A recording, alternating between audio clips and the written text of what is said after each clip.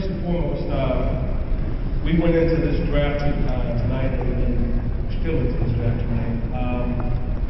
And it was two things that I talked to my staff about as soon as the season was over. The two things I talked about was, guys, we got to increase our talent base, and I want character guys every time we take somebody from down.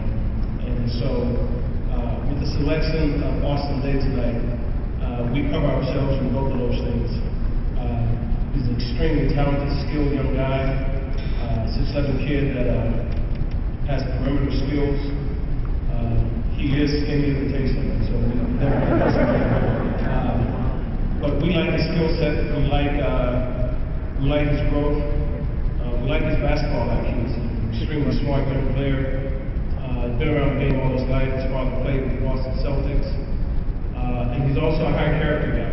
He's a guy that is going to represent us the right way on and off the court. And those are the two things that are very important to us as an organization going forward. People who are going to represent us the right way on the court and off the court. So that really is the basis for this pick here and the picks that you're going to see a little later here in the second round. We target guys that fit that mold, and that's how we're going to go forward from here on out. So, any questions?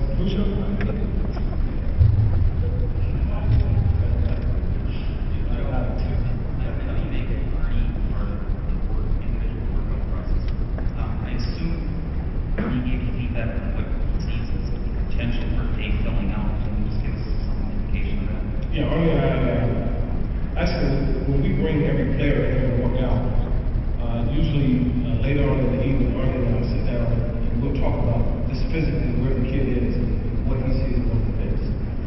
So we visited quite a bit of the day. We met several times a day, just about his body and about the ability to get stronger at that size, at 6'10", 6'11". And so, you know, Arnie looks at me and tells me that, hey, listen, I don't think that I can help put weight on this guy. I think this guy's strong. I think he's just not that kind of kid.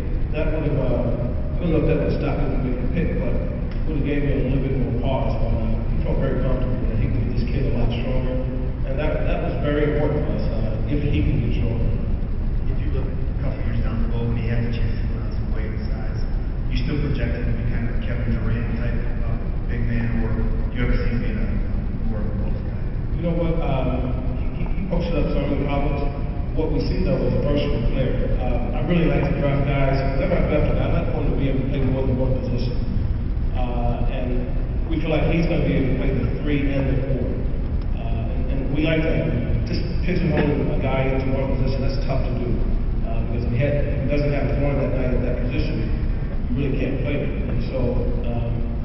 We just think that Austin is a forward. When you put him at 3 right now, or 4 when he gets a little bit stronger, we think he has a skill set. And you see a lot more forwards like that now. You see more Dumars and Dumars and Turkey. Those guys who can play both positions and can play out on the floor and make shots.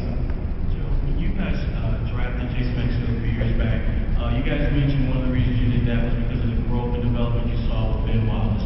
Drafting today, was there a similar mindset involved with that? We're looking at the development that Tayshaun had when he got to where he's at now. Absolutely.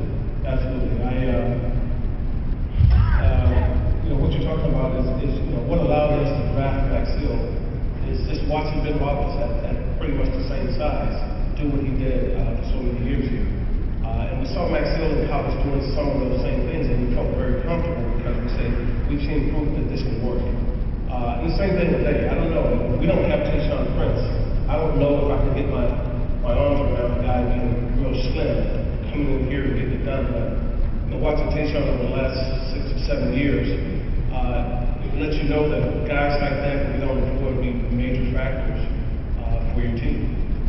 Joe, how much does this pick help Tayshaun maybe not have to play 30 minutes and wear down like he seemed to last year? You know what the main thing for us, Larry, is just the talent piece, man. You know, as I looked at our team, as I look around the league now, you have to have incredible depth now.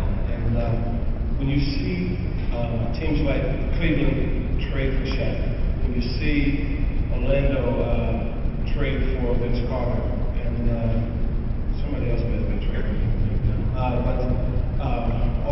Orlando Vince Carter. What it tells you is this, is that even though those guys have superstars on their team, what they realize is just having one superstar is not good enough. You have to have depth. You have to continue to build a deep roster. Otherwise, they would just run Shaq and LeBron out there, or just some other guys, and feel like they would win. Or Orlando, they would not try to add Vince Carter. What it tells you is what we've been saying for a long time here, man. You have to have depth. You have to have a deep roster. And that's what we're trying to do here now. We're trying to increase our roster size and get back to being 9, 10 deep. You place a lot of importance on character. Is that something that you thought when you heard this team a year ago was a lack of character? You know, over the last 9 years, this was probably the toughest year we're dealing with issues. And this is kids, and I can't say how I feel about that, but as you all know, I put a premium on character, on guys who are going to represent us the right way. And going through the issues this year, I just sat back and watched it this year, and I said, never again will I allow us to be in a position where we're dealing with issues, where we're dealing with drama. And I'm like, not again. And so, we want high character. That's what we've had here. That's how we built an elite team for so many years. And this year's transition, I feel like we got away from that and just I refuse to go back down that road again. Joe, could you speak to his NBA pedigree as far as being a former NBA player? Do you think that helps a prospect? Well, I think it can. I mean, those kids grow up around basketball. They get to see and hear more than the average young player.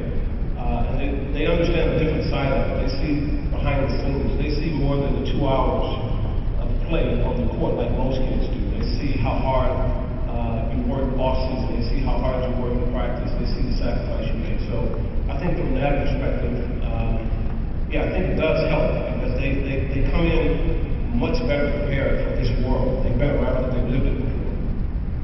Joe, if there was one guy that kind of fell unexpectedly, it was Drew Holiday, and I know backcourt wasn't was the first priority. Did that make you all think?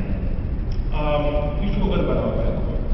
We feel very good about our backcourt with Stuckey, Will, and Rip, and Follow, and it just wasn't a need for us. Rasheed Wallace, been a free agent and about to be 35, and the guys the same way.